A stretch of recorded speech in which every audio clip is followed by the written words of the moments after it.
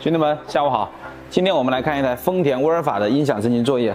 那么作为一台价值120万的 MPV， 它原厂的音响和隔音到底是什么样的用料，怎样的一个做工？我们今天来一探究竟。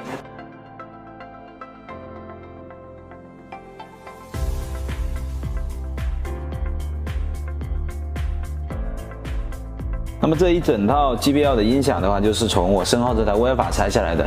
那么威尔法这台车型呢，音响只有一个版本，就是 JBL 的13支喇叭和一台12入的 DSP 功放去驱动这13支喇叭。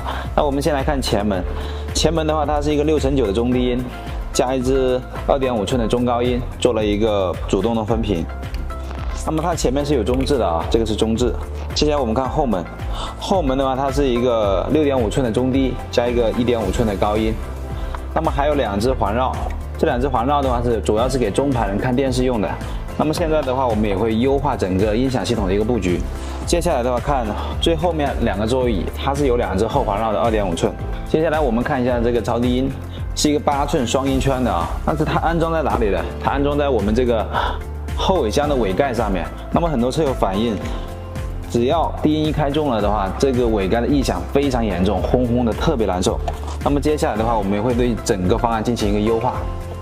那么这个小哥呢，他家里面的这些亲戚朋友啊，都是开丰田的威尔法阿尔法，那么他们也是去改过一些像派专用音响，也是效果不是很理想。为什么呢？因为他没有做到一个功率的合适匹配，导致整个效果出不来。那么这个小哥去升级之前的话，也是做了很多的功课。第一个呢，去了解了这些品牌；第二个呢，去对比了很多的一些店，给了他一个方案。最终的话，在我们这里敲定了这个方案，我们一起来看一下今天要升级的这个配置。那么我们这一次一共是给它搭配了19支扬声器，那么18支高中低的喇叭是由这个法国 Focal 经典的亚麻系列，那么它的声音是比较均衡的，高中低层次分明。那么包括这一次升级的话，我们也有独立的播放器，然后 DSP 功放，独立的功放，还有一个备胎低音，2只这个电容，保证这个电力充沛的一个干净。那么整个连接的方式的话，我们有专用线束。那么前门和后门的话，我们都是给它做了一个小小的模具。那么接下来这台车的安装已经接近尾声了，一会儿我们去看一下安装里面的一些细节。作为一台价值120万的豪华 MPV， 如何来提升它的这个体验感和舒适感呢？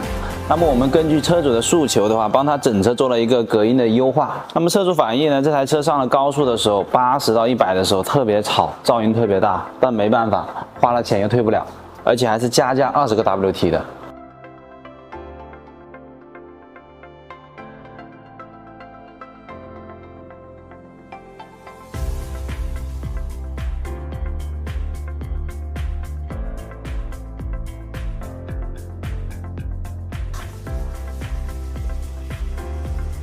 我们现在来看一下这台车，那么我们全部给它拆空了，从仪表台到车顶，然后车里的内饰，拆的就是一个铁壳子。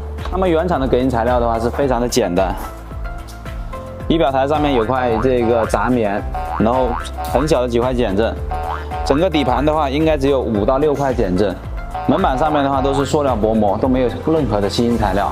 那么我们是根据车主的这个实际的情况，隔音的话帮他做了一个特别细致的优化。顶棚的话，我们帮它做了2层。那么下雨天滴滴答答的声音的话，通过1层减震和1层吸音的话，我们就给它完美解决了。然后接下来我们来看这个防火墙。那么防火墙的拆装的话，非常考验的一家店的专业程度的。那里面的话，我们是帮它做了2层隔音，1层减震和1层吸音。那么底盘的话，我们也是给它做了3层隔音。怎么个3层呢？2层减震和1层隔音棉。因为底盘整个车的底盘来讲的话，还是非常的薄弱，特别是速度一上来的时候，震动特别大。这个门的话，我们给它做了4层隔音，里面2层，门板1层，门板上面有2层吸音棉。轮毂的话，我们也是给它做了4层隔音。那么做轮毂的时候，细节特别要注意，就是要把轮毂整个都给它清洁干净，那么才能做到一个非常好的隔音效果。接下来的话，这台车的话，我们就开始复原了。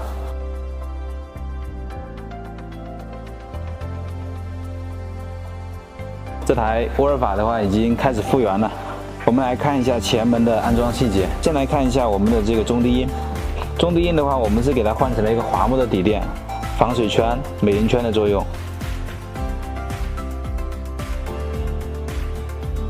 高强度6角螺丝，那细节都是做得很好。接下来的话，我们看中高音。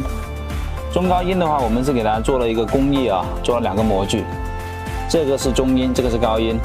那么做模具导模的好处是什么？它的声音的话更加的高效，声音的清晰度更高，因为没有任何东西阻挡嘛。然后第二个的话，它的声场的宽度、高度都比较理想，因为它是在车上面最佳的2个发声点。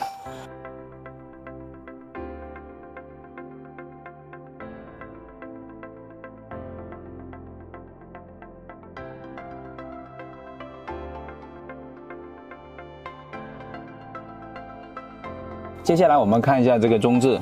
中置的话，我们是给它做了一个2分频的升级，因为原来只有一个中音，那么我们是中音和高音，也是一个原位无损安装。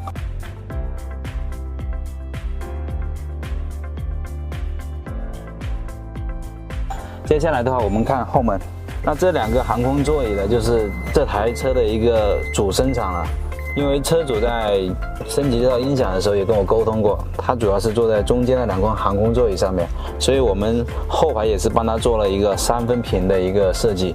那么中高音的话，我们是给它导在这个左右两边的这个小侧窗这个小饰板上面啊，这个是高音和中音，做了一个模具，然后帮它包了一个翻毛皮，非常有质感。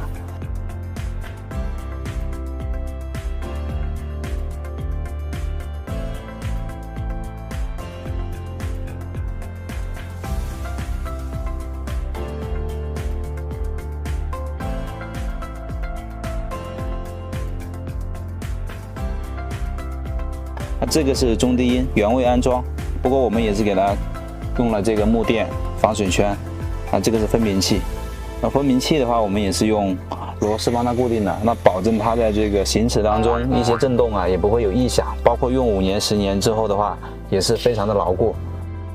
接下来的话，这里还有2个这个天空声道。那这个天空声道主要的作用就是给后排的这2个座位的做一个声场定位，让我们声场更加的高。然后第二个，增加我们这个整个环绕跟包裹式的一个效果。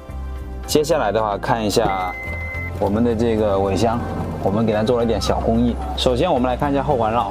那么像威尔法这台车呢，它的后环绕是在这个车顶上面，左边和右边一边有一个。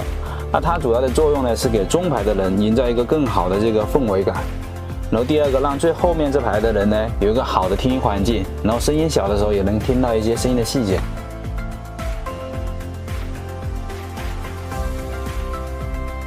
我们先来看电源部分。电源部分的话，我们给它加装了一个保险盒。那我们的电源跟车上的这些电器的话是没有任何关联的，是从电池单独出来的。然后第二个的话，我们每台功放的话都有独立的保险，保证这个安全性。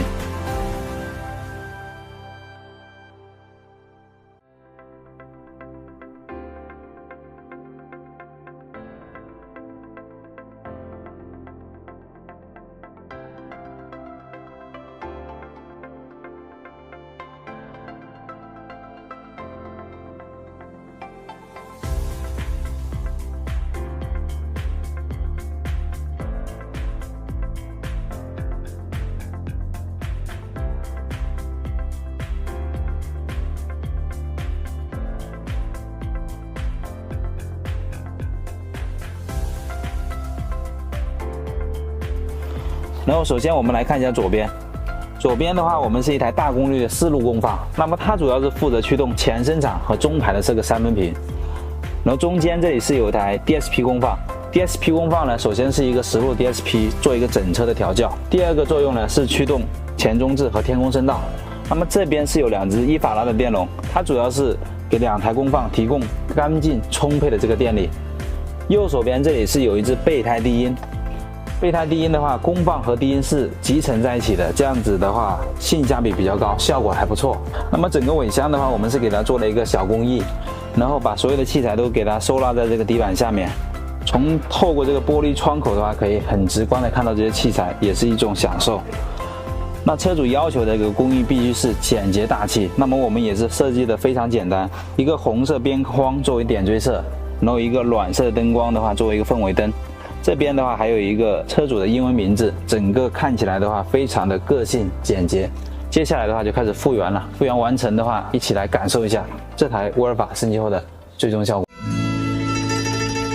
这个世界或有别人，亦能令我放肆爱一阵。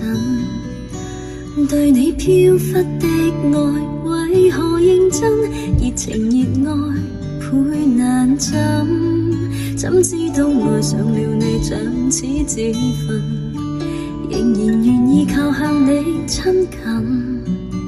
也许知老板，升级完这个隔音感觉怎么样？比以前原车的效果好很多，确实很不错。然后我们刚才也试了前后左右的这个音响的位置，有没有什么变化？音响跟以前的音响升级以后，非常的好效果。